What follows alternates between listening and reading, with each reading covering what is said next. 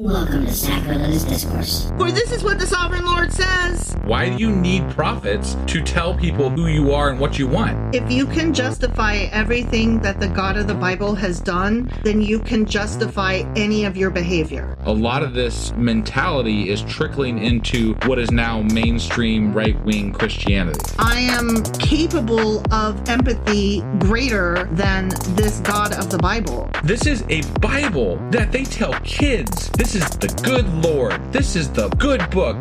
He is fantasizing about murder, mass murder. Head over to sacrilegiousdiscourse.com right now to find out how to leave us a review or support us on Patreon.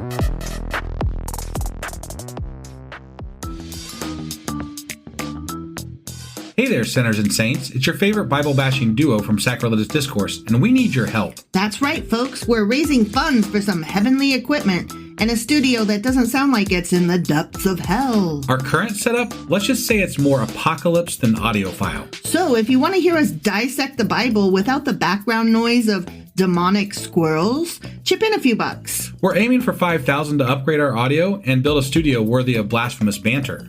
Donate today and help us spread the good word of atheism. You can find a link right on our homepage, sacrilegiousdiscourse.com. Every dollar counts. Even if it's from your collection plate. Husband! Wife! Guess what we're doing today? Well, we are doing a special episode, I believe. And what are we doing our special episode over? We are going to talk about dead popes. And is this one for everyone? I honestly can't remember. I think it is. I think we did the last one for Patreon only. So okay. Let's just decide now. This one's for everybody. This is for everybody. Yeah. Yeah. Okay. Yeah, we're going to talk about popes and conclaves and dramatic conclaves and synods. And I'm sorry, what? Synod. The synod. The synod.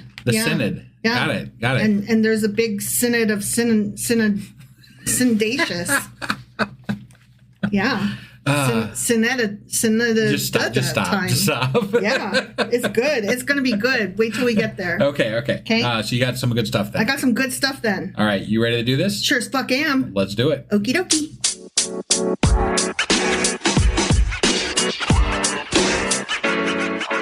Hey, so I heard that there was something about a pope dying or something. Yeah. What? Yeah. Yeah? Yeah, that's a thing that happened. Okay. For sure. So, do you want to talk about it? I mean, yeah, I guess. Okay, so I'm going to start with death of a pope, like just generic, right. And death of the pope. Okay. Comes next. Got okay? it. So let's just start with death of a pope. I just want to point out, though, that this happened right after J.D. Vance visited the Pope. Yeah, there's a lot of speculation. Just saying. That, Yeah, like coincidence, I think not. Right. So I was thinking, why is it a big deal that a pope died? Like, yeah. I don't really care. I mean... Insofar as. I mean, they are a big figure. They are very representative of the Catholic Church. Yeah. As far as, like, there are millions of people that care very deeply about whether the Pope is alive or not. Or, exactly. What the Pope is doing or saying or whatever. So, but I had to look up, like, what are the reasons that somebody might care? Specifically, like, an atheist or a freethinker. Like, why would I care? Honestly, how does it impact me? And... the answers are manyfold. Sure. Trifold. Yeah. Bifold. But only trifold? No. Okay. Fivefold. Lots of fucking folds. So, as you pointed out, the Pope is a spiritual leader to over 1 billion people. Yeah. The Pope is the head of the Roman Catholic Church, which I always forget the Roman part. Yeah. I always say just Catholic. Most people just say Catholic Church, I think, unless you're specifically referencing the Roman Catholic bit Church. of the Catholic Church. I always thought that the Catholic Church and the Roman Catholic Church were different things, and I have to look it up. I don't understand how any of it works. But the Roman Catholic Church has over 1 billion followers worldwide. So for many Catholics, the Pope is not just a figurehead. He's considered the successor to St. Peter. And a spiritual father figure. Yeah. Well, and I would say this too. I think that there's a lot of people that are kind of like religious adjacent that, at some level regard the Pope as something as well. Not like they're not Catholic, but they still recognize that this is a giant person in the whole Christian world, and so must be a big time spiritual leader type thing. I know that among non-Catholic Christians, the Pope is a controversial figure because there are some sects of Christianity that are like Catholicism is not real Christianity because it's too old school and you know, traditionalistic ish, and like pagan, and they have too many like middlemen between them and Jesus. For sure. So no, there's a lot of criticism of how the, you know, from non-Catholics of how the Catholic Church operates, for sure. Exactly. But it's also the most recognizable symbol of Christianity outside of the cross. Yeah, exactly. You know, I mean, like the Pope is very much a very recognizable symbol. And the hat doesn't hurt. I mean, that is a fantastic fucking hat. That is a fantastic fucking hat. Yeah, just saying. So another reason is the global influence that the Pope has. Yeah. He often weighs in on moral, political, and social issues, which we will get into in a bit. Yeah. So his death can affect international diplomacy, interfaith relations, and even local politics, depending on the region. For sure. I mean, the Pope was involved in things recently with regard, like, it was a scandal how the Pope handled the whole, the children that were abused in the Catholic Church and things like that. Like, these things matter because of the scope of the Catholic Church and how many people that church represents worldwide, you know, let alone here in the U.S. Another reason is historical significance. The death of a pope is rare. Most popes serve for life. Pope Benedict the 16th was a rare exception because he resigned. Oh. So it marks the end of an era when one goes bye-bye. Yeah, yeah. And each pope brings a distinct style and set of priorities, so people speculate about the direction the church will take under the next leader. Absolutely. So, and again, we will be getting into that in a bit. I got to wonder how much money Elon's donating to the Catholic Church. Interesting thought. Another is the papal conclave drama. The process of choosing the next pope, which is the papal conclave. Right. And the conclave is when they sequester themselves to do their little voting process to pick the next hat wearer. Yeah. And that whole thing, that whole ceremonial system is steeped in tradition and secrecy. Yeah. So it's one of those moments when centuries-old rituals suddenly take center stage in modern news. And all I ever remember them talking about the smoke the last time, like when I think it was Pope John Paul. Or I'm sorry, who was it? Now I gotta look it up again. I literally just told you about this guy. Okay, all right. No, hold on. Francis. Pope Francis. Okay. So in 2013. when they died, it was, you know, we were waiting for the smoke. There's different color smoke that happens and stuff. That was a big thing in the news for a while. So yeah. So one of the final reasons is that there's a cultural impact. Yeah. So even people who, this is what you said, even people who aren't Catholic often recognize the Pope as a significant religious figure. And his passing usually brings worldwide coverage, commentary, and retrospectives on his legacy, which I'm not really going to get into here because you can pretty much find that anywhere. I just want to talk about the Pope in general. Yeah. Okay. So that was death of a Pope. Now we're going to talk about death of the Pope. Okay. Okay. All right. So Pope Francis, if you haven't heard, passed away on Easter Monday, April 21st. 2025 at the age of 88. Wait, wasn't Pope Francis the one that you just told us died in 2013? No, for fuck's sake. Well, that's what you just told me. Oh, okay, yeah. Sorry. Well, that was a different Francis. I don't fucking know. Okay. Anyway, his death followed a stroke that led to a coma and subsequent heart failure. So he's been sickly for a while. The timing of his death, just one day after Easter Sunday, holds profound significance for many Catholics, as Easter is the most important celebration in Christianity, symbolizing resurrection and hope. Got it. And I was thinking of John Paul II. That was the last one that died. Or wait, no, I'm sorry. Because Benedict actually resigned. So John Paul II was the last one that resigned. Yeah, you know what? I was reading that wrong anyways.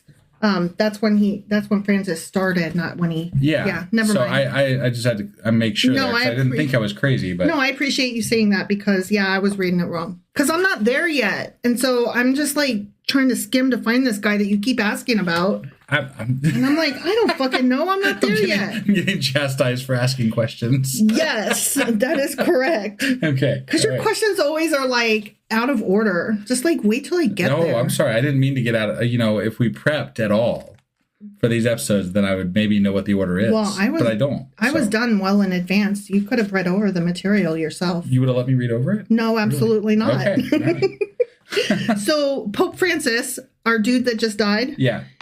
His actual name was George or Jorge Mario Bergoglio.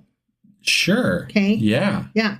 And he was the first Jesuit and the first Latin American pope. So I butchered the fuck out of his name and I apologize. Right. Yeah. His papacy began in 2013. So yeah. Oops. I apologize. No, that's right. I'm always getting shit wrong. So. You should know by now to only take half of what I say is correct. Well, yeah. When you tried to say that two popes were the same person, I figured you were wrong. So I just went ahead and checked that one. Fuck off. So anyway, his papacy was marked by efforts to modernize the church, including advocating for social justice, environmental stewardship, and inclusivity. Yeah, there was a lot of positive things that happened during his, reign. Yeah. So there was a lot of bad things too. Sure. Yes. So, I mean, I don't want to... He was one of the better shitty guys. Yeah, sure. You know what I mean? They're all shitty, and then you have different degrees of shitty. And he was one of the better shitty guys. Right. Yeah. His passing has prompted global mourning with tributes highlighting his humility and commitment to the marginalized. And the marginalized might have a thing to say about that, but... Sure. The Vatican has announced that his funeral will take place on Saturday, April 26th, 2025. Okay. And following his death, preparations are underway for a papal conclave, which... So they wait till they bury him. And that's interesting. Expected to convene between May 6th and 12th to elect his successor. Got it. Yeah, there's a whole... There's a whole process by which they, so many days after the body is declared dead, then they do this and then they do that. Like, it's a whole system. Right. It's not random. I don't know what the system is, but they have one. Sure. So his death in particular is significant because he was, again, a global religious leader. He was the 266th Pope of the Roman Catholic Church and the first Latin American pontiff. Okay. His death marks the end of a papacy that spanned over a decade, during which he became a prominent voice on issues such as poverty, climate change, and social justice. Yeah. His leadership was characterized by a focus on humility and outreach to marginalized communities. And I promise we're not going to keep harping on what an awesome guy he was or whatever. Sure. But I mean, look, that as far as the direction that the Catholic Church is going to take, it's important, right? There's so many people that it will affect and influence that it's a very important discussion to have because of the influence of this particular church and this particular leader of that particular church. And we're going to talk about that some more in a bit. Yeah. When we talk about the synod, which apparently I'm pronouncing wrong, but... whatever. You're pronouncing it close to right. Yeah. So I don't know. We're good. I don't know things. I don't know anything. Pope Francis is only the second pope in the 21st century to die in office, following Pope John Paul II in 2005. There it is. Okay. This makes his passing a rare event in modern Catholic history. Okay. His death initiates the process of selecting a new pope, which includes a period of mourning and then the papal conclave. Right. Okay. The Vatican reported that Pope Francis died from a stroke and heart failure complications following a recent hospitalization for double pneumonia. Ugh. That's where you don't just have one pneumonia, you have two pneumonias. Well, I mean, he was old. It just means both lungs are infected. He was old and, it's. Despite his health challenges, he remained active in his duties, delivering his final Easter blessing just a day before his death. Could you imagine? No, I couldn't. But also, I don't know that I always, like, did he actually deliver it, or did he just, like... Yeah. Oh, okay. Yeah. Like, he said it out loud, the words. Yeah. It was the first time he'd been seen for a while, so yeah. Got it. Okay.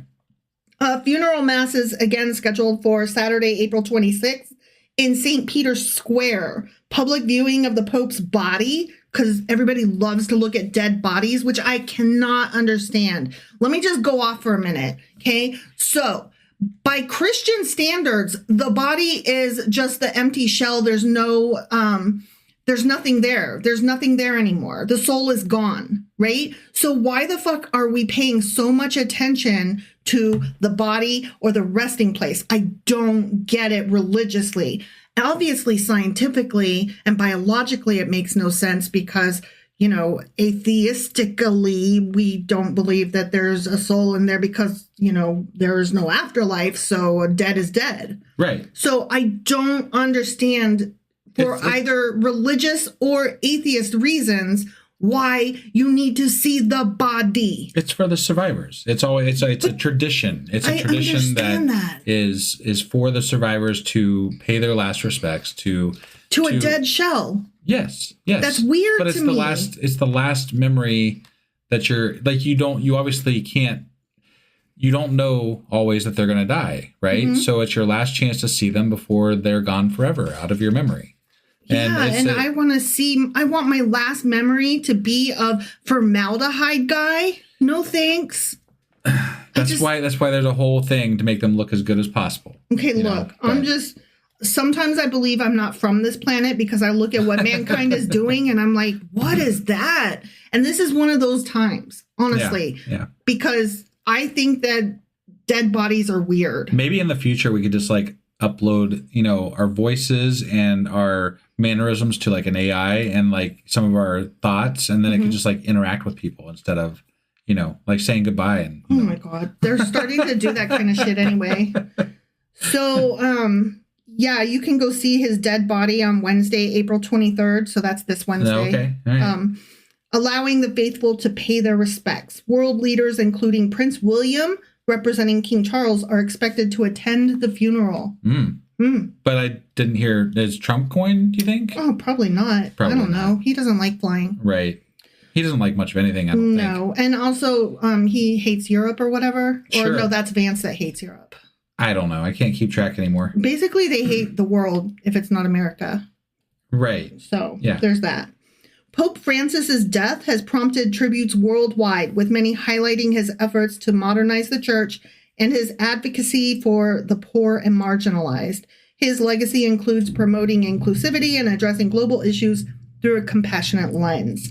The passing of Pope Francis is a momentous event that resonates beyond the Catholic Church, reflecting his influence on global, religious, and social matters. Yeah, that's going to be the biggest tell is what's coming next from the Catholic Church. We're going to talk about that. What are we in for after? Yeah, we're going to talk about that. There's some contenders. And I'm sure there are. One of them's named Pizza, isn't it? Pizza? Yeah, I could have sworn I saw there was somebody named Pizza. Parolin? I don't know. Pizza Balla. You're right. Yeah, pizza. Yeah. Okay. You're right. There's a pizza. Yeah, there's a pizza. Pizza on the plate. Right. Okay. So, but now I want to talk about specifically atheists and the Pope. Okay? Okay. So while the Pope's death doesn't directly affect the atheist or free-thinking community in any official or institutional way, it can have ripple effects worth paying attention to. Okay. For example, public discourse shifts. Pope Francis was a unique voice in the religious world, more progressive than many of his predecessors. Definitely. He emphasized compassion, climate action, and inequality, which sometimes aligned with secular humanist values, even if from a religious foundation. His absence may shift the tone of global conversations on these topics, depending on who replaces him, which, again, we're going to get to in just a moment. Right. Okay? Next is influence on policy and culture. The Vatican under Francis took softer stances on hot-button issues like LGBTQ plus rights, atheism, and interfaith dialogue. A new pope could either continue that trend or swing the pendulum back to more conservative, dogmatic views, potentially fueling culture wars where freethinkers are already pushing back. I gotta say, I mean, and this is just how I've noticed the interaction with Catholics online. I don't have a lot of Catholic friends, so I don't know a lot of Catholics personally. And that's not on purpose. Right. No, there's not a lot of Catholics in our area, and there's not a lot of exposure to it.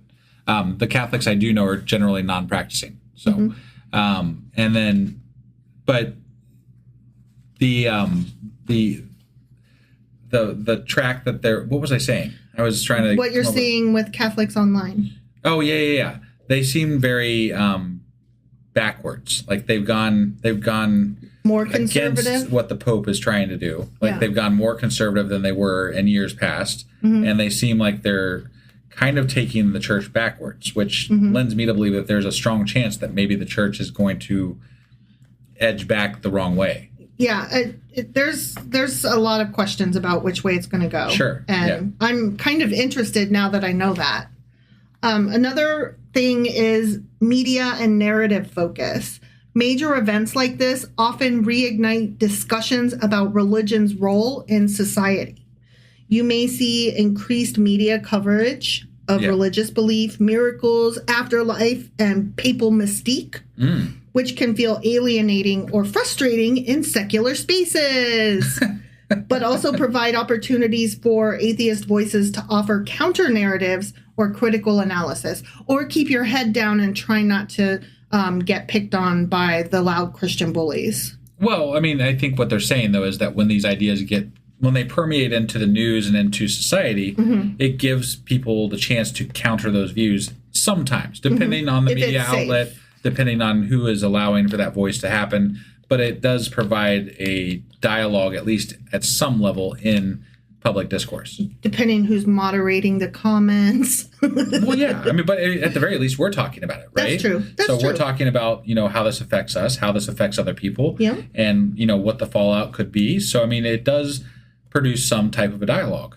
So, a chance for critique or reflection, which goes along with what you were just saying. Yeah. Moments like this invite philosophical reflection on legacy, morality, leadership, and the role of religious institutions. Free-thinking communities may use this time to dissect the church's influence. I don't know if that's I think that timing. I was going to say, I think that this world right now is a little bit too wrapped up in other issues to worry a whole hell of a lot about the Catholic Church and its goings on. Obviously, it will be a conversation, but not one that is going to be leading the news cycle. Yeah, so. It's kind of like, that sucks anyways. Right, yeah. Look over here, not over there. Yeah. It could also lead people to question the idea of spiritual authority, which is cool. Sure. Could be cool. Yeah. Or critique harmful doctrines that still persist under a more quote-unquote liberal pope. Yeah. Yeah. Right. No, this definitely opens up the discussion for both sides to say, well, we want to go this way or that way or whatever. So. Yeah. So there is no direct threat or benefit in particular to atheists, but it is definitely a pivot point. And who the next pope is going to matter even more right now. It's a good time for the atheist community to stay engaged, stay vocal, and maybe use the media moment to highlight secular perspectives on ethics, justice, and human dignity. Well, yeah, and that's another thing, right? I mean, one of the biggest breaks from church-going people that we've had in a long time was during Trump's reign last time. There was a lot of people that broke away from their churches during that time because they found out that the people that they went to church with were very much not like them. They didn't have the same views. They didn't view Christianity in the same way. And a moment like this where the Catholic Church, is going to be getting a new pope, those ideas that they're spouting are going to be in the forefront of what's happening and what they stand for. So if they don't line up with what the person that's going to the Catholic Church believe, you can lose followers at that point. Right. You can gain some too, I suppose, but more likely you're going to lose some that you had and instead of the other way. Yep. So it's always dangerous and for the church because you're saying things that might not agree with your followers. Yeah, so. Exactly. So I was curious if there are any particular leading contenders for the papacy. And as you pointed out, one's a pizza. Yeah. So there are several cardinals who are being considered front runners in the upcoming conclave. I mean, if it was pepperoni, I would vote for it. Oh my God. Anyways, there's Cardinal Luis Antonio Tagle from the Philippines. Okay. He's often dubbed Francis II. Oh. He's seen as the most liberal candidate among the frontrunners. Okay. He shares many of Pope Francis's progressive views and would be the first Asian pope. Got it. So we're cheering for him, I guess. The next one is Cardinal Pietro Parolin from Italy. He's the Vatican's Secretary of State. He's viewed as a moderate and a potential compromise candidate between progressives and conservatives. Sure. So, womp womp. You got to have that centrist in there somewhere, right? Right, yeah. Then we have Cardinal Peter Turkson from Ghana, and he's representing the church's growth in Africa. He's known for his work on social justice and environmental issues. Well, that's good. We could do worse, Yes. Yeah. Then there's Cardinal Pier Battista Pizzaballa from Italy. Poperoni. I gotta give credit to our Discord channel for that one. Thanks, Dylan. Poperoni. This is the Latin Patriarch of Jerusalem, and he's been recognized for his efforts in interfaith dialogue and his leadership during conflicts in the Middle East. Okay. So could be that's good. a very important name. So or important thing going on right now. Yeah. The final name is the one that we're like, boo, because he's Cardinal Peter Erdo from Hungary. And he is a conservative figure. And he appeals to traditionalists within the church. I bet J.D. Vance talked to him too. Boo, Peter Erdo, boo. Yeah. Everybody put your thumb down on him. Like we no want, no likey. Right. The conclave's decision will reflect the prevailing sentiments among the cardinals and could either cement or alter the trajectory set by Pope Francis. I was like, ooh. Yeah. So there's a big question. Will the Catholic Church continue to modernize? Yeah. Pope Francis's tenure was marked by efforts to modernize the church, including outreach to marginalized communities and a focus on global issues like climate change. The direction the church takes next will largely depend on the chosen successor. Yeah. So if a progressive or moderate candidate like Tagle or Parolin is elected, it's likely, of course, that the church will continue on the path of modernization, emphasizing inclusivity and social justice. Okay. But if a guy such as Erdo, Peter Pumpkin Eater, wins, it'll go the wrong way. Yeah, it'll go backwards. Yeah, he might steer the church back toward traditional doctrines and practices, potentially reversing some of Francis's reforms, the way Trump did in the U.S., undoing progress, which sucks. Yeah. Okay. No, it would be the wrong time for that because right now, it would be the wrong time for people who think like us, right? Because right now we have such a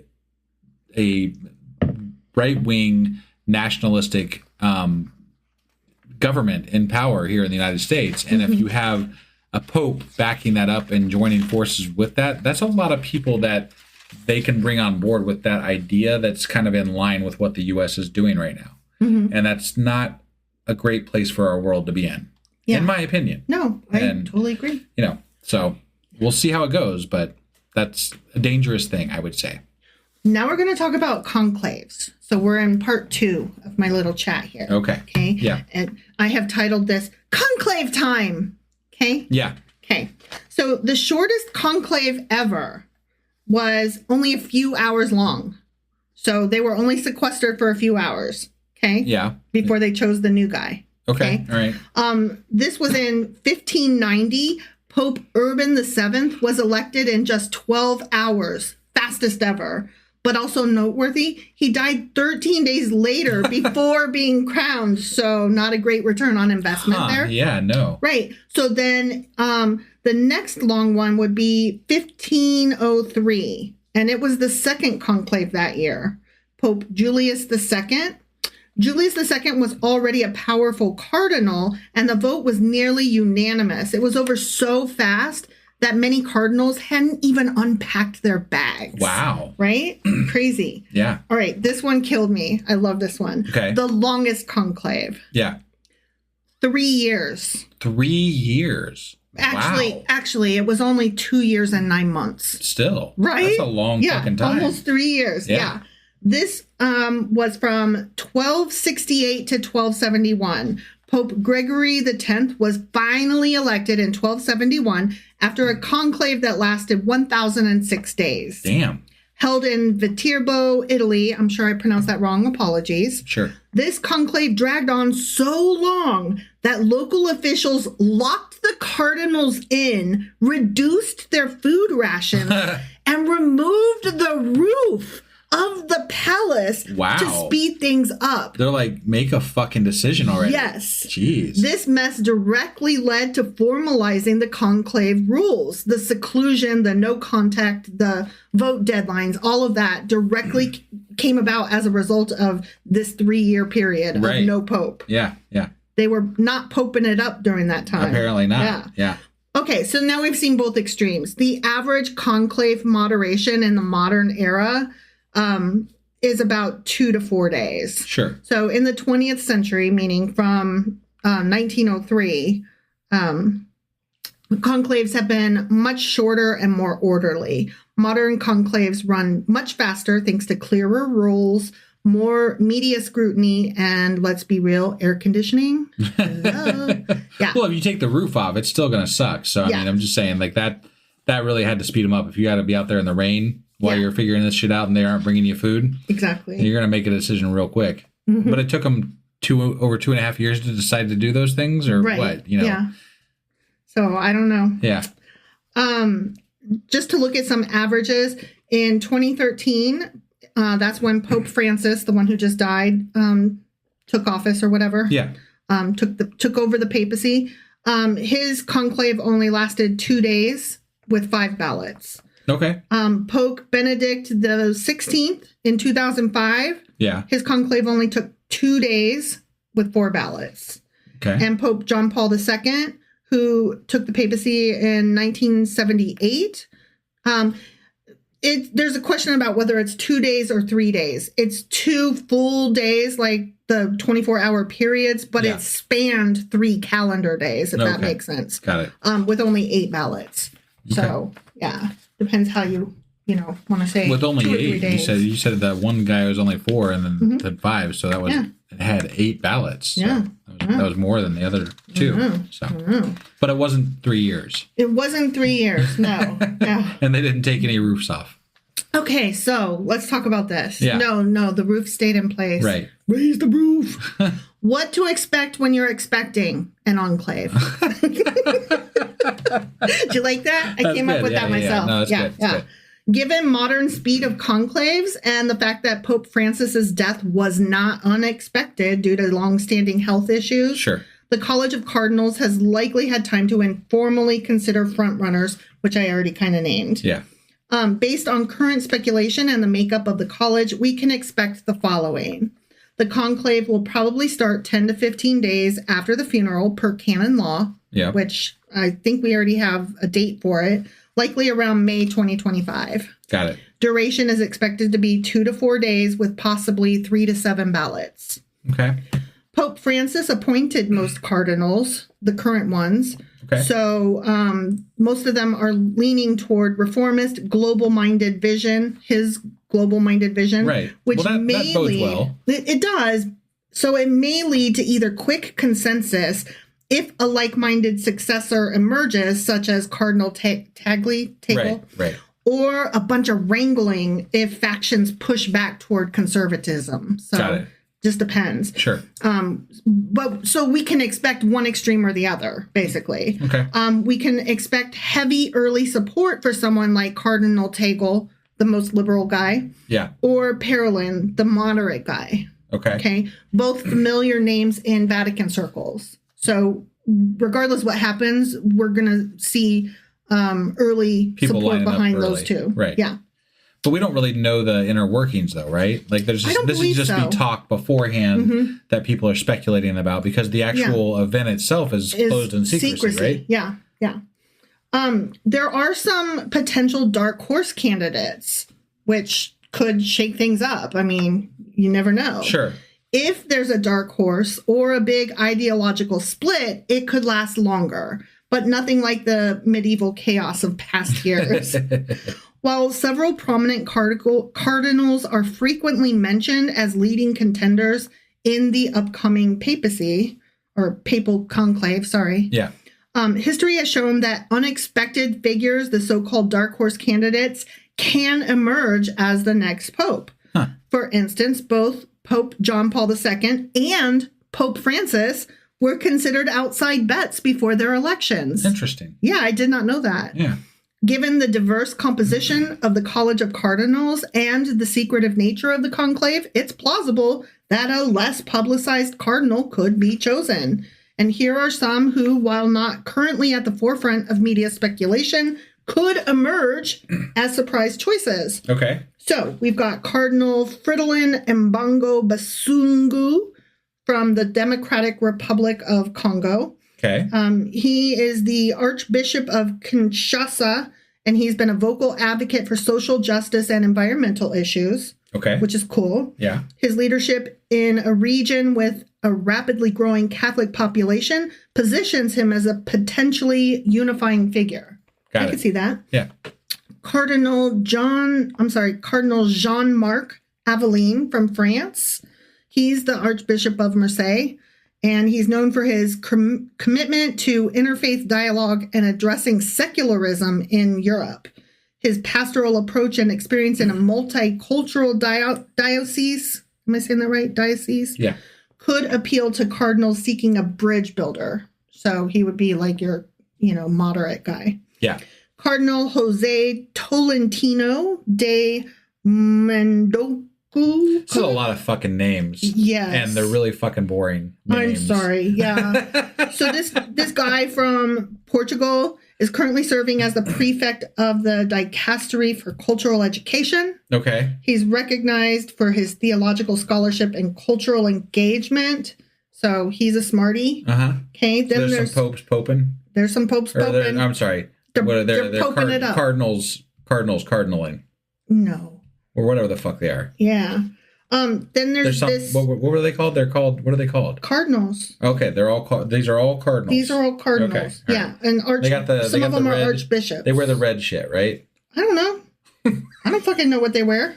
I'm just trying to figure this out from like a layman's standpoint, I just want to know. I did not get into their wardrobes at all. Well, see, that's the fun bit. Like, I want to know all about that. I want to know why they wear the red and all that. We need to do another episode at some point. We will do that. We'll do one after the new pope is chosen. How about that? Okay. So we can talk about Catholic garb. Yes. Awesome. The pope hat. I'm going to enjoy that. Yeah. But yeah, I mean, that's like the whole traditional aspect of Catholicism with all the fucking just show. Yeah. Right? Yeah. Like that's tradition. Even though I'm not religious in any way whatsoever, if I were over, in Italy, I have to go see the Vatican, right? Well, like it's just obviously. like one of those but things. That's because history. Well, yeah, but I want to see the hats and I want to see the things and I want to see all the stuff. Show me your hat. Do you think they'd get mad if I wore like horns into the Vatican Probably. area? Shit. All right, there's two more guys. Okay. Cardinal Desiree Sarahazana from Madagascar. Yeah. Apologies, sir. Okay. He's the Archbishop of Toamasina, and he has emphasized evangelization and pastoral care. Okay. So he's in a region where the church is expanding. And, okay. So, yeah, I got it. And we don't like evangelical guys. Well, but it's not the same evangelical that you're thinking. They're evangelizing Catholicism. Okay. In, Africa, essentially, is what that would boil down to. So. Got it. And in other places that are not reached, which it's just the evangelical church in the United States has nothing to do with that. Got it. I mean, it's the same idea, but not the same intonation. Not necessarily as asshole-ish. It just means that they're pushing the ideas of Catholicism in new places. That's all. Got it. All right, the last guy is Cardinal Kevin Farrell, and he's from the U.S., Ireland. The U.S. and Ireland. I want to, you know what? An Irish Pope could be fun. Yeah. I'm just saying. But he's a moderate. Still. Currently Irish serving as the Camerlengo. I don't know what that means. Especially if he's got a little bit of a drinking problem or something, you know, like that'd be, gets out there and like does some drunk sermons and stuff. I'm not saying that, you know, I'm just saying, could be fun. Oh, this is the guy who's currently like running the show. Like he's the manager guy. All right. Putting everything together. He's known for his administrative acumen and moderate views. While not widely considered a frontrunner, his central role in the current transition could elevate his profile. Got it. Yeah. Okay. There are some factors favoring a surprise election. A desire for unity could bring a consensus candidate who can bridge gaps between progressive and conservative factions. Okay. A global representation, the increasing prominence of the church in Africa, Asia, and Latin America may prompt electors to consider candidates from these regions to reflect the global Catholic community. Well, it strikes me that a lot of the areas that they want to reach out to and create new avenues of you know, new churches, right? Yeah. They are underprivileged areas, right? And so a lot of these places are going to be hurt by climate policies in the rest of the world and, you know, social policies in the rest of the world. So it would make sense if they want to expand the church, in my opinion, to be a little bit more progressive as opposed to the other way. But I'm sure they have reasons. I'm sure they have reasons not to do that. Also. Yeah. So. Traditionalists like the way it is. You know, they don't want to come into the world. Right. So, right. Yeah. A dark horse guy might also bring a fresh perspective. A cardinal with a lower public profile might be seen as a figure capable of bringing new energy and direction to the papacy without the baggage of previous controversies. That could be interesting. Yeah. So there are some prominent figures, but we also have some really good dark horse contenders. And the conclave's outcome ultimately remains unpredictable at this point. Sure. So. Yeah. Because it's a secret convention where people with crazy hats vote on, you know, who's going to be in charge. Yep. So there we go. And then they blow smoke up a fucking pipe and it's different colors. As one anonymous expert noted, anything can happen in the conclave, which underscores the possibility of a surprise election. Right. Okay? Right. So I am going to mention that there is a movie called Conclave. There is, and we just watched it today. Which it was a really good movie. It came out last year. It was nominated for a lot of Oscars. Yeah, and rightfully so. We're not doing any spoilers. No, no. It's a newer movie, and we've got people in the chat tonight that specifically don't want us to do spoilers. I wouldn't anyway, because this is a movie that you really should just see. And I promise it's good. Definitely. Okay. It's, like I said, it just came out last year, directed by Edward Berger. I don't know. It's based on a Robert Harris novel. Robert Harris is the dude who wrote Silence of the Lambs. Oh. Yeah, that guy. Okay. He wrote the book Conclave that the movie is based on. Interesting. It offers a dramatized yet largely accurate portrayal of the papal election process. So if you're curious about what the conclave looks like, the movie Conclave could answer some of those questions for you, leaving aside the drama parts that make the movie so good. Yeah, yeah. It was released shortly before Pope Francis's death, and the film garnered renewed attention for its depiction of the conclave's rituals and internal dynamics. Yeah. No, I mean, it honestly was released at a very appropriate time. Yeah, I guess. it was. So, again, not bringing any spoilers to the front here, but I do want to mention a few things that the film got right. Okay. Experts commend Conclave for its faithful representation of several key aspects of the papal election. Okay. So the election process itself, it got right pretty well. Oh, okay. The sequestering of cardinals. Yeah. The film accurately depicts the cardinals being sequestered in the Domus Sancti Marthi, cut off from external communication to maintain the conclave secrecy. And that is correct. Yeah, yeah. Their voting procedures. The portrayal of the voting rituals within the Sistine Chapel, including the use of urns and the burning of ballots to produce smoke signals, aligns with actual Vatican practices. So that was exactly 100% correct. Very cool. Yeah. The atmosphere and rituals, the film captures the solemnity and complexity of the conclave, reflecting the emotional and political nuances involved in electing a new pope, which was one of the parts of the movie that we really enjoyed, like the drama of seeing the politics behind each individual and why they wanted what they wanted. Yeah. And, you know, how they work behind the scenes and stuff like that. Right. There were a few things that the movie did get wrong.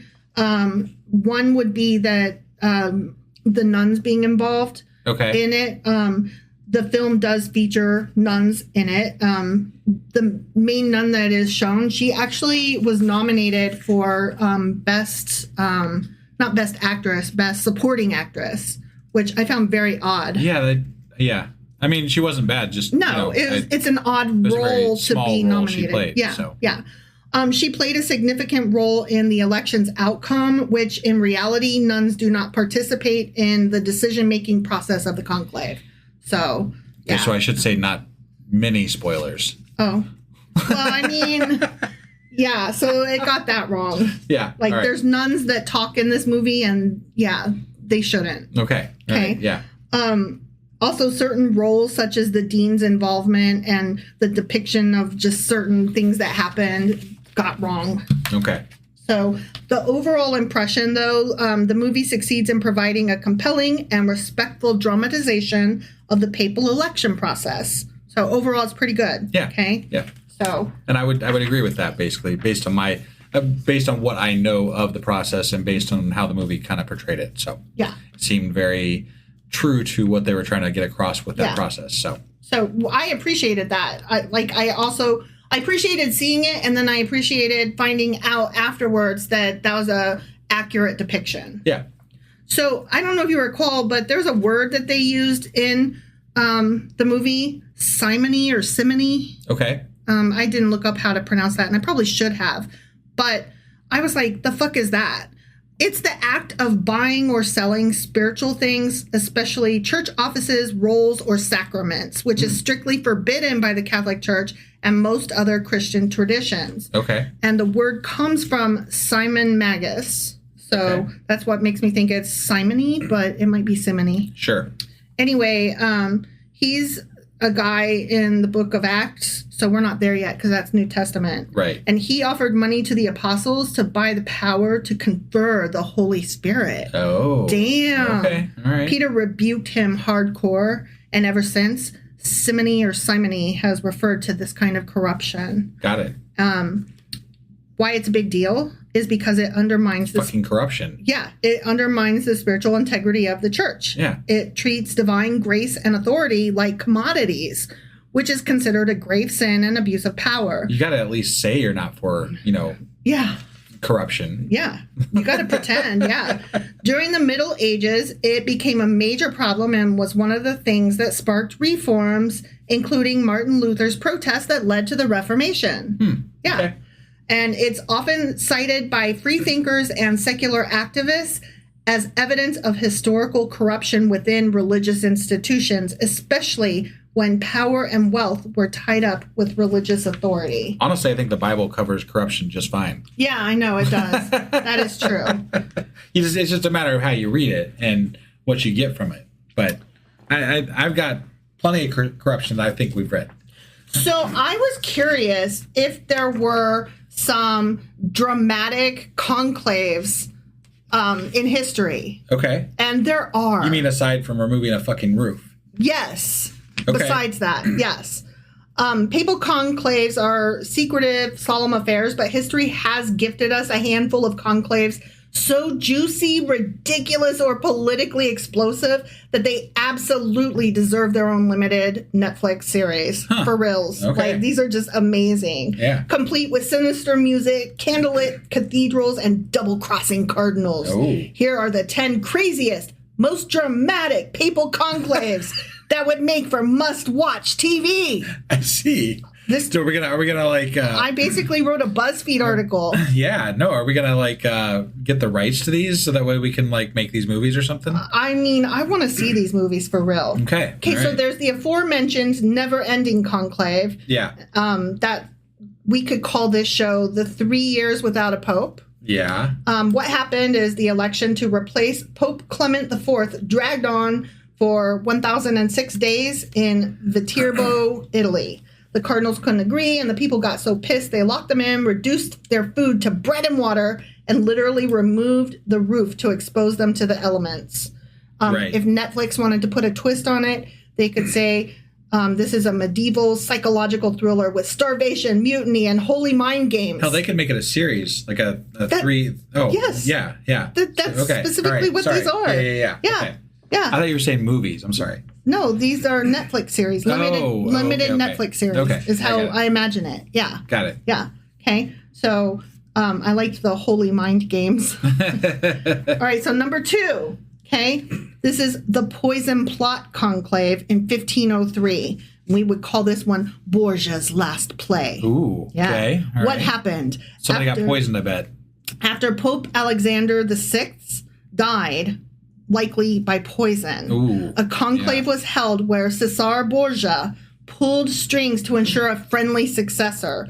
The chosen Pope, Pius III, died 26 days later, also possibly poisoned.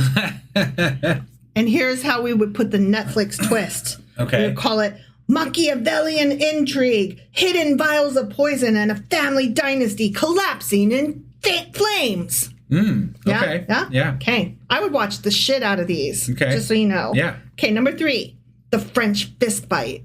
This was from 1314 to 1316. And we could call this one... 2 years, huh? Mm-hmm. Okay. We could call this one the papacy of punches. Sure. Yeah. Okay. Yeah. Here's what happened. After Pope Clement V died, the French and Italian cardinals literally brawled, breaking the conclave and causing a 2-year vacancy. When it finally reconvened, the new pope was elected, not even a cardinal. Oh, wow. Yeah. Wow. Yeah. Huh. And so here's how we could put the Netflix spin on it. Ready? Okay. Bare knuckle ecclesiastical brawls, backroom deals, and a wild card outsider sneaking to the throne. Okay. Right? Like, I would so watch these. Right. I mean, these are amazing. Somebody is missing out. Okay, listen to this one. Number 4, the double pope disaster in 1378. Okay. This one could be called schism. Okay, sure. Here's what happened. Under mob pressure, the cardinals elected an Italian pope, Urban VI. Oh, but then they regretted it. So they elected a second one. Oh. Clement VII. Boom, now we have 2 popes. Oopsie, one in Rome, one in Avignon. Cue the Western Schism that lasted nearly 40 years. Oh, what man. the fuck? Yeah. Okay, here's how we can put the twist on it. Ready? Uh-huh. Political thriller with international stakes, double agents in the Vatican, and the OG multiverse of madness. Okay, number 5. And this one uses a word that I was like, what's that? And so that will be our 4th section. So don't ask me, what is that? Because I'll tell you in a minute. Okay. Yeah. Okay, so number 5 is the Corpse Pope Conclave in 891. And this one could be called the Cadaver Synod. Okay. Here's what happened. Pope Stephen VI hated his predecessor so much, he had the dead body of Pope Formosus dug up, dressed in papal robes, and put on trial. Formosus, of course, lost the trial, had his blessing annulled, and was thrown in the river. Wow. Right? Yeah. That's insane. And here's the twist. Ready? Uh-huh. Horror meets legal drama with skeletons and more than just the closet. Nice. Okay, so number 6 is the Medici manipulation in 1513. We could call this one the Godfather of Florence. Here's what happened. I don't know. I kind of like the Medici manipulation. I know, so do I. So do I. Okay, let me try that again. Giovanni de' Medici, and if you've heard of the Medicis, it's those. Okay, they were like a crime family. Like when you think Godfather, like the Medicis were the original. Got it. Okay. So Giovanni de' Medici used his family's fortune and clout to win the papacy as Leo X. He turned the papacy into a Renaissance spectacle, leading directly to Martin Luther's Reformation. Lux Palace drama with political sex scandals, backroom bribery, and exploding churches. Damn. Right? Yeah. Yeah. Okay. Speaking of which, buying papacies, Yeah. maybe we'll get Pope Elon the First. Oh, yeah. There you go. I'm just saying. Yeah. I mean, millions of dollars into the Catholic Church. Yeah. Right. Yeah. I could see that happening. He'll last like 3 weeks, maybe. Well, yeah, but I could see him doing it. Before he gets bored of it. Yeah. So.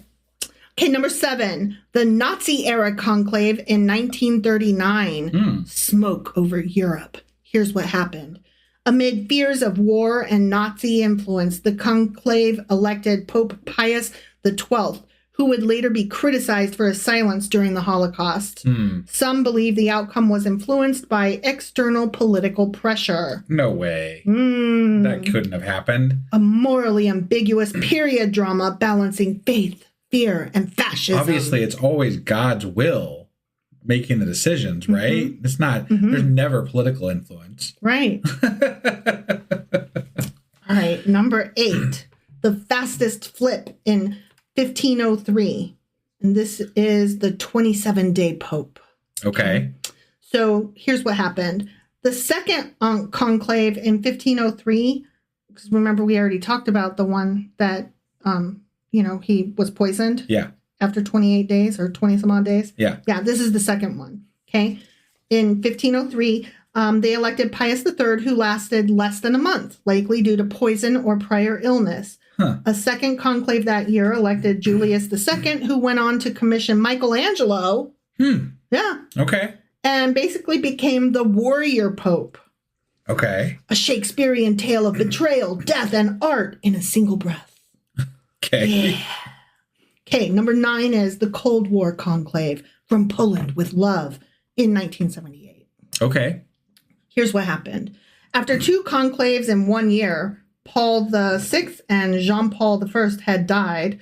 The second elected Karol Wojtyla, a.k.a. John Paul II. Right. The first non-Italian pope in over 450 years. The first what now? Non-Italian pope. Pope. Wow. Yeah. I wasn't aware of that. Yeah. He was interesting. The first non-Italian in over 450 years. Okay. And he was a major player in the collapse of Soviet communism. Yeah, I remember him. I mean, he was a big name, and he was very important in the political stage of the world at the time. So, I mean, yeah, that makes sense. So I didn't know that. Yeah. Spycraft, Vatican surveillance, and East versus West geopolitics behind closed doors. Slam! I like it.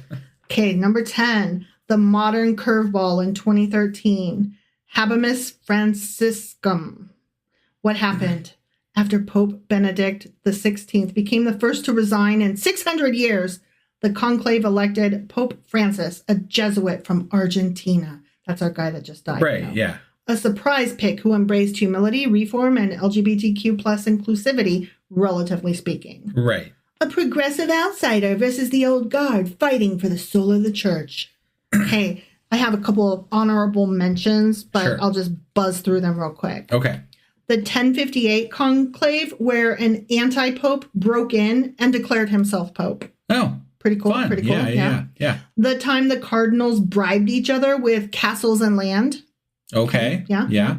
And the one where a 12-year-old was appointed cardinal because nepotism. That's fun. Right? I like that. I read about another one where there was an orgy. And I was No like, shit. Yeah. Wow. I was like, damn. Huh.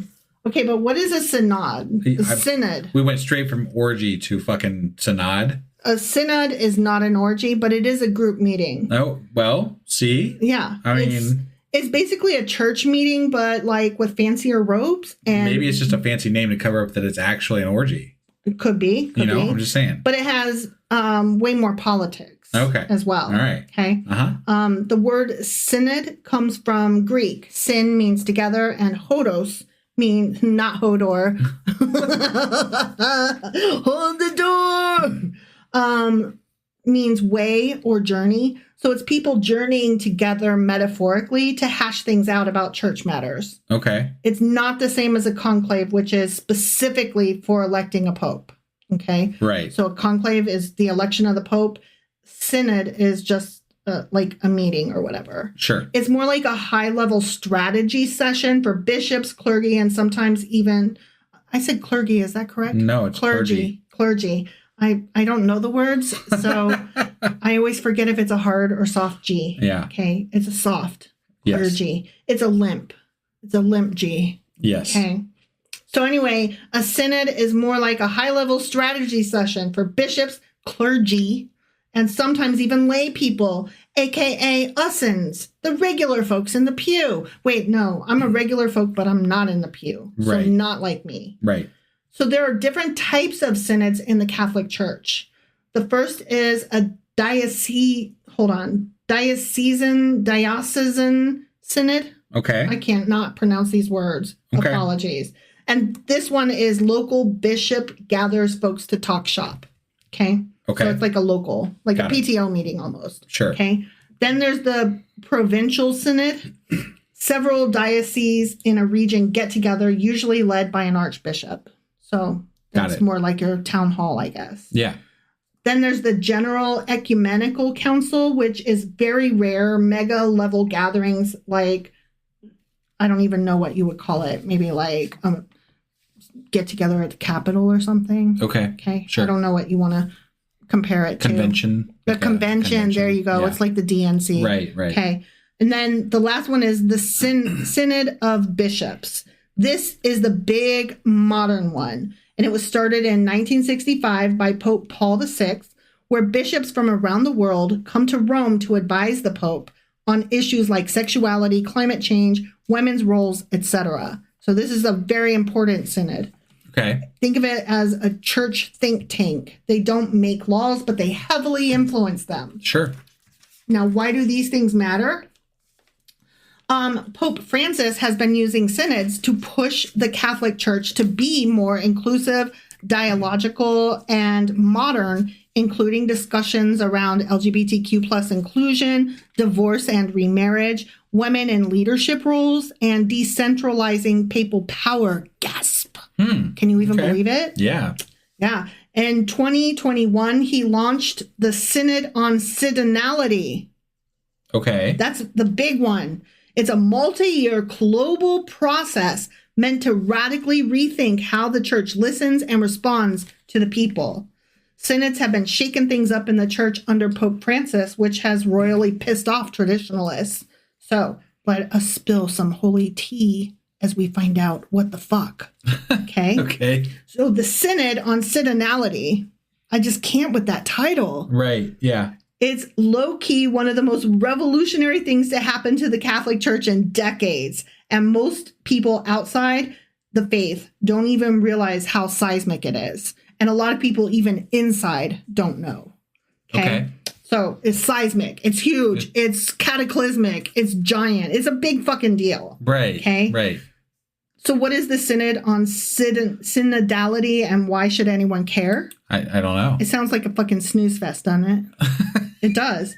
A synod about synods, right? Right, yeah. It's basically Pope Francis saying, let's fundamentally change how the Catholic Church operates from top-down authority to a global conversation. Sure. So he's like, let's shake things up.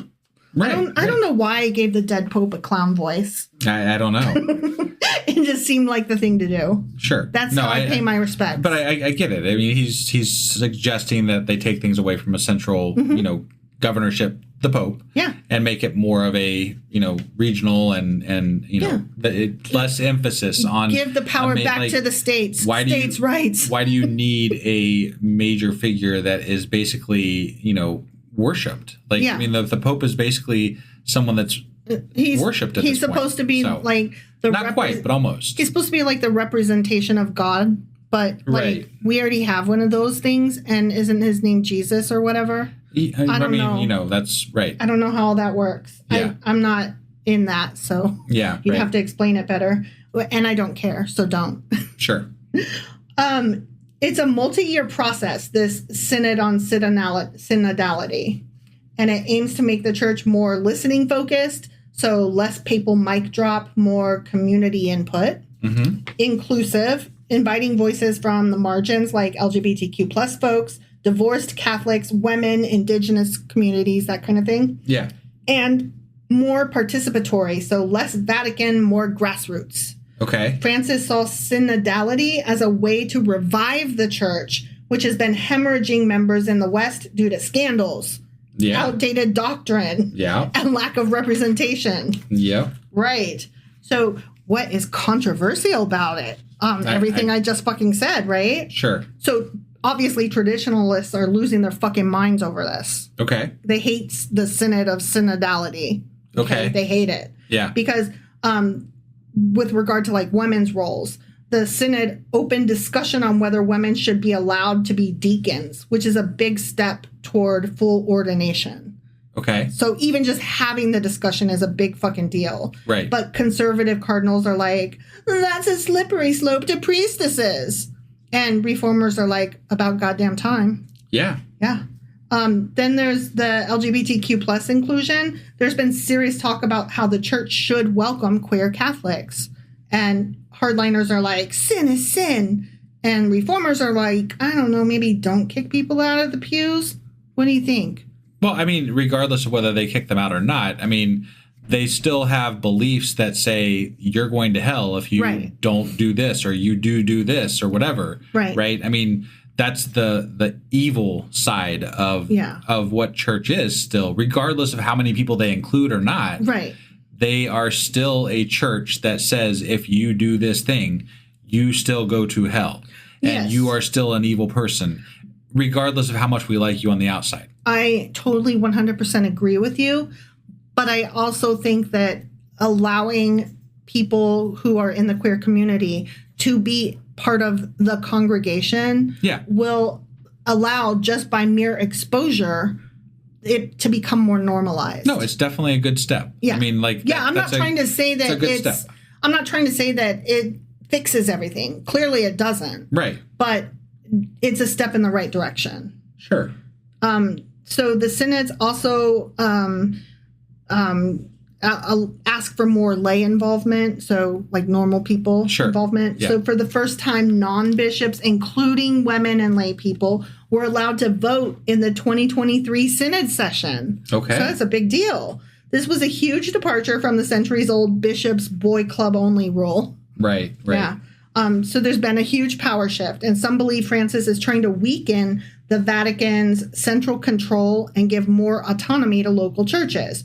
Basically, the church in Africa doesn't have to do things the same way as the church in Germany, which, should be a good thing because they're different, Yeah. It's kind of like when you visit a Burger King in one state versus a Burger King in another state, you should see a few differences on the menus. Well, and moreover, it's hard to, as a church, if you have the same exact doctrine for every region of the world and every group of people, it's hard to cater to them in a way that is meaningful because you have to go with what that main church guy, the Pope, says, and that's the law, right? Yeah. But if you break it down regionally, you can adapt to the region to be what that region needs. Exactly. And so it helps them. Breaking it down helps them become more adaptable to get more people to follow them, which would be good for the church. So I hope they don't. Right, exactly. So why it feels so radical is that the church has, of course, historically been hierarchical, patriarchal, and Rome-centric. Sure. The synod is like taking that cathedral tower and saying, I don't know, let's replace the steeple with a town square. That'd be cool. Sure. So for progressives, it's kind of hopeful, No, I mean, and I guess it kind of depends on how you look at it, right? Right. I mean, if you want it, given that there are so many people that are part of the Catholic Church, making it more progressive is ultimately probably a good thing, right? But at the same time, if people break away from the Catholic Church, it could be a good thing as well, unless they go to something more extreme. Right. From our perspective. Yeah, as secularists, as atheists, as people who don't really like the idea of churches having power over us. Right. So. Right. Yeah, I think it's a step in the right direction for people who are believers and want more diversity in their churches. Yeah. Like queer folks who are also people of faith. Right. You know? No, absolutely. It's good for them. Yay Right. for them. I still don't like, the whole church thing overall. Like and ultimately, right now on the whole world stage, it could be a good thing to go in a more progressive lean. Because obviously it would. That would be counter to what is going on in the United States right now. Yeah. And other parts of the world. Right. And other parts of the world. And I think that that's something that if we need that to keep happening. We need there to be some balance to the world that is allowing somebody with some authority to stand up against what is happening out there. What a weird image that paints, though, the Catholic Pope being more progressive than the United States of America president. No, right? That paints a really weird image in my mind. Yeah. So obviously for conservatives, this is very terrifying. Yes. They do not want this. And for outsiders and ex-Catholics, it might feel like the first time the church is actually listening. So, sure. That's nice. Yeah. So the question really remains, will anything actually change? And here's the thing. Synods don't make doctrine, but they do advise the Pope. And Francis already implemented changes based on past synods, like on family life and the Amazon and stuff like that. Mm-hmm. He seemed to be laying groundwork for the next Pope, hopefully someone who will continue the reforms. Yeah. So, that's why a lot of the cardinals were handpicked by him. Yeah, I was going to say, if they put a lot of them in place, then that hopefully will be the way. Yeah, and the next point I have here, he had been stacking the College of Cardinals with more like-minded global voices from Africa, Asia, Latin America, not just old Italian dudes, but global, which is so cool. Yeah. So that is the end of my little story about popes and conclaves and synods and stuff like that. Yeah. No, it definitely is. I did have another point. Okay. I thought I had more and I couldn't remember it. And I was sad. And the next page in my little printout was blank. And I was like, oh, I guess I didn't get that after all. So I'll just end it. But no, I'm really excited about this. Okay. So this is how some atheists and freethinkers feel about these synods. Ready? Okay. So the progressive ex-Catholics and cultural atheists, they often want to see the church change even if they don't personally believe anymore. These are, deconstructing, right? Right. For them, the synods, especially after the recent ones under Pope Francis, can feel like, finally, some signs of humanity and compassion. Yay! Yeah. So they may not be cheering for the church to thrive, but they do want it to be less harmful, less exclusionary, and more in line with modern ethics. Yeah. So their standard take on this is, I don't believe in any of it, but if my mom's church starts welcoming her gay son and doesn't shame people for using birth control, that's a win. So, sure. Yeah, that's a step in the right direction. Right. Yeah. You can't get rid of the church overnight. No. The next group is rationalist freethinkers and humanists. And this crowd tends to be a lot more skeptical. They view synods as window dressing on a fundamentally flawed institution. They often argue that real reform would involve admitting past harm, especially to women, children, and queer folks. They also argue that incremental changes don't absolve centuries of oppression. Obviously. Right. And they argue that religious authority should be replaced, not rebranded. And I'm like, yeah, but that's I think that's obvious that is our standpoint, right? Yeah. But it's not realistic. You can't replace religious, you can't replace a religion with secularism. Yeah. You can, but you're not going to get them to say, yeah, we're suddenly secular. This church is a secular church. That's not going to happen. It's like if you live in tornado country and you're like, there shouldn't be tornadoes here. No, you're totally right. There shouldn't. I hate that there are. But anyways, let's all plan for the tornadoes that are coming through. Right. No, I think we should focus on the silly hats and just call out the bullshit where we see it. Exactly. Silly hats. So their typical take is, so they let a few women vote in a bishop's meeting. Cool, cool, cool. Call me when they admit women to the priesthood and stop pretending condoms are sinful. And I'm like, yeah, that is right on. Yeah. Okay, then the next group is the angry atheists and firebrands. Okay. These are your Dawkins-style atheists who tend to view any positive press about the church as dangerous or misleading. They're like, don't even believe a little bit of it. They see synods as PR stunts meant to slow the bleeding, not make real change. So their take is more like the Catholic Church doesn't get brownie points for slightly dialing back its medieval bullshit. I mean... Can't both things be true? Well, yeah. Yes. I think that what that is saying is that, there's been so much wrong with the Catholic Church in recent history that anything that they do to try to stifle their losses, their problems, it's all just, it's smoke and mirrors. They're like, look over here, what we're doing progressively, while they're still recovering from problems that were happening years ago and probably are still happening. We just don't hear as much about it. Right. And maybe they have better methods of handling them. I don't know. I think that's yet to be seen or yet to be, reported on, really, as far as an overall system that broke down and we knew about it years ago. Right. Right. So exactly. That's all well and good that they are more progressive than they used to be, but they're still a church and they still believe that things are evil that aren't evil. Right. And so I'm still not okay with them. Because what's evil? Pedophilia and covering up for pedophilia, and rape and covering up for rape. Those things are evil. Yeah. Yeah, absolutely. And I don't see them enthusiastically rooting that shit out.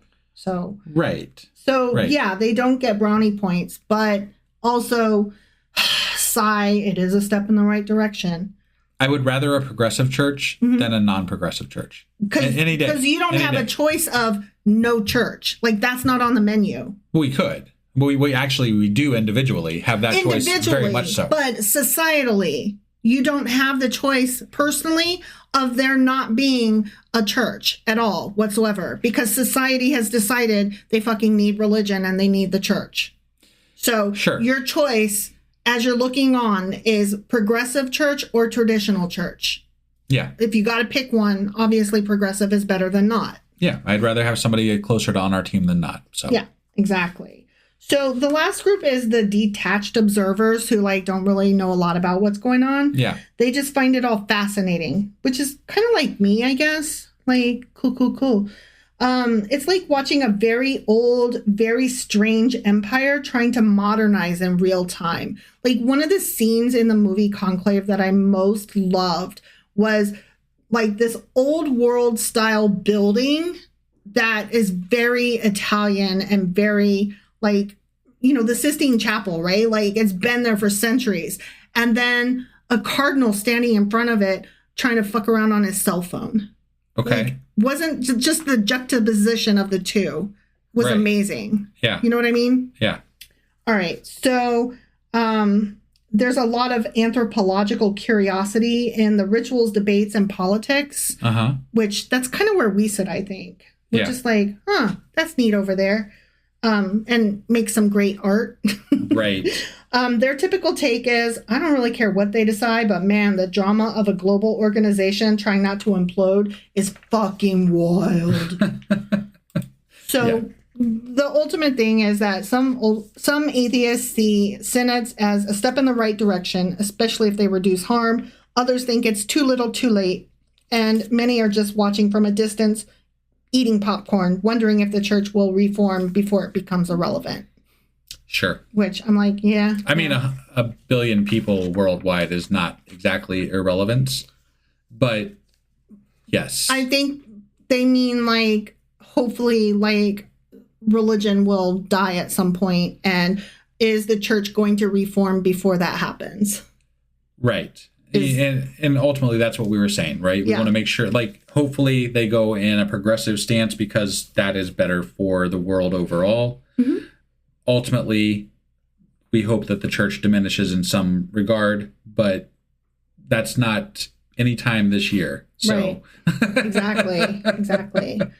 So there were some quotes from some atheists who had some shit to say about what is going down. Okay. So there's the deputy director of New Ways Ministry, which is, or I guess they're not atheists, but they are progressives. Okay. Robert Shine, the deputy director of New Ways Ministry, a U.S.-based Catholic LGBTQ plus advocacy group, expressed concern over the synod's handling of LGBTQ plus issues. He said, quote, "If the synod assembly cannot make a positive statement about LGBTQ plus people this month, it should say nothing at all." And his statement was published in November of 2024, following the synod's conclusion in late October of 2024, in an article titled, "The Synod Document Failed LGBTQ plus People. It also includes the tools for our inclusion." The article appears on New Ways Ministry's website. Okay. In that reflection that he wrote, Shine expressed disappointment that the synod's final document failed to mention LGBTQ plus people, and he stated that silence and omission are just not acceptable or sustainable. He emphasized the importance of explicitly naming marginalized groups to affirm their inclusion within the church's vision.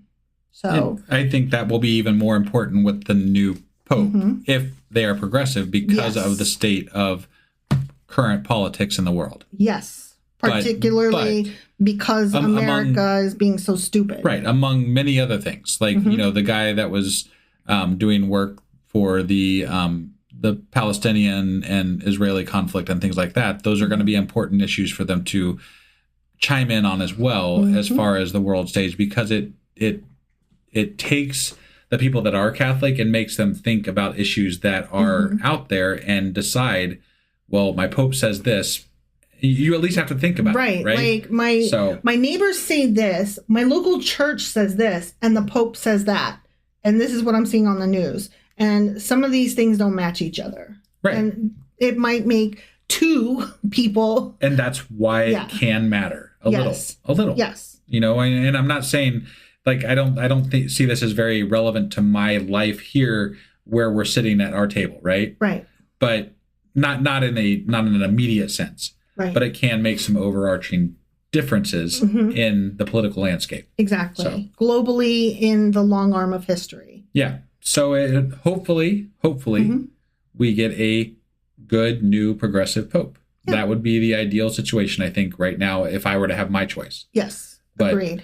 Again, it's church, it's a religious leader, and ultimately I don't care that much personally. Right. No, same it's thing. Just political. Yes. You know? So another guy, Father James Martin, is a Jesuit priest and LGBTQ plus advocate, noted the intensity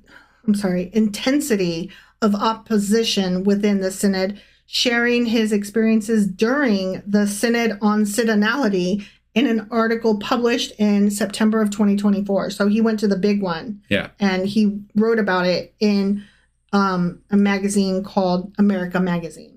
He recounted the intense opposition he encountered with some Synod delegates regarding LGBTQ plus issues.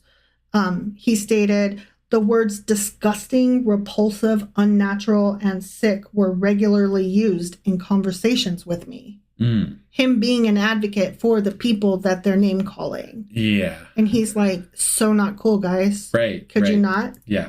So these remarks were made during personal conversations at the Synod, reflecting the challenges faced in fostering inclusive dialogue within the church.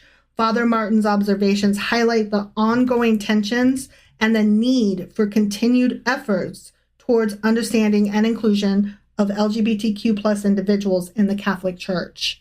Despite these challenges, Father Martin emphasized the importance of dialogue and understanding, advocating for the Church to recognize and support LGBTQ plus individuals as integral members of the Catholic community. So that is where we will end it for today. Okay. And do you feel better about conclaves and how they work and the Pope and who might replace him and what all is happening there? I mean, knowledge-wise, do you feel like you know a little bit more about it? I'm still kind of, even though he's moderate, I'm still rooting for Poperoni. I am just saying, like as far as things go, that's like such a brandable thing. We're gonna call it. If he wins, it's Poperoni from there on out. I wish he was more liberal and less, central. Yeah, but Poperoni. I know. But I mean, come on.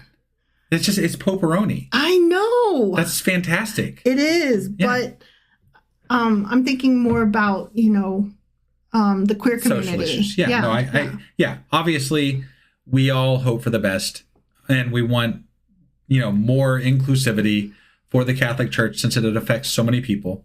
If we can't have Tegel, yes. You're talking about a fucking voting process that includes hundreds of old men in a fucking room writing down things on paper and then burning them. Right. And I just don't have a lot of faith in their faith and or their process exactly. So one thing I will say, we'll see how it goes. One thing I will say is at one point we could have said old white men. Yeah. It's just old men. It's not old white men. Right. So that's a win. That's definitely a win. If we could just get women's in there. Sure. Yeah. And the queer community and make them stop being gross. Definitely. Yeah. All right. This was a long episode, everybody. I really thank you all for hanging in there with us. And hopefully you learned something today and enjoyed the show. Mm-hmm. And, if you didn't make it this far, then, screw you. Wow. No, just kidding. But really, no, thank you guys for joining us on this. And we will be back shortly with the next episode of Zechariah, right? Zechariah, chapter 5. Yes. Mm-hmm. And so that should be tomorrow. Yes. Okay. And we will see you guys then. Bye.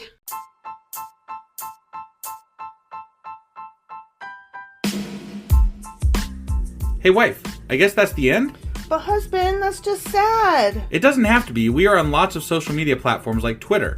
Our handle there is sacrilegious_D. For D's nuts. Oh my God. Stop doing that. Anyway, we're also on Facebook, Instagram, and Pinterest. There's a link to all of our social media sites at our website. Ooh, we have a website? Yeah, it's sacrilegiousdiscourse.com, where you can also find a link to our merch shop. We have a merch shop? Yep. We have podcast-themed clothing, mugs, notebooks, and more, as well as an atheist and science-themed products. Wow, our fans should really go check that out right now. Definitely. They can get in touch with us by sending an email to sacrilegiousdiscourse@gmail.com. But before they do that, we could really use some help. Oh yeah? With what? Well, it's not free running the podcast, and we need some financial support in order to get better equipment, which will free up time so we can concentrate on our podcast and our fans. Okay, so what should they do? Head over to patreon.com/sacrilegious discourse and sign up as a contributor on our podcast. Supporters there receive additional bi-weekly episodes that we record just for our Patreon members for as little as $2 a month. Also, we'd really appreciate it if you would like and subscribe on whatever platform you're using. And Apple Podcast reviews help us out tremendously. Like and subscribe. Leave an Apple review. Join us on Twitter. Support us on Patreon. That's a lot of instructions. Don't forget to say thanks. Thanks. Okay, bye.